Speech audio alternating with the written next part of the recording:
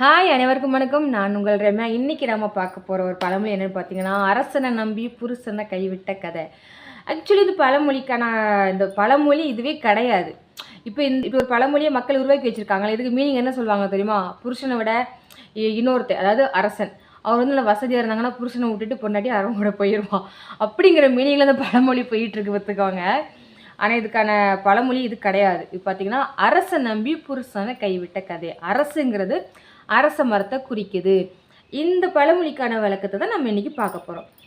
அதுக்கான கதையை சொல்கிறேன், நல்லா கேட்டுக்கோங்க. ஒரு ஊரில் கணவன் மனைவி நல்ல வசதி வாய்ப்பு செல்வ செழிப்போடு சும்மா ஜம்முன்னு இருக்காங்க.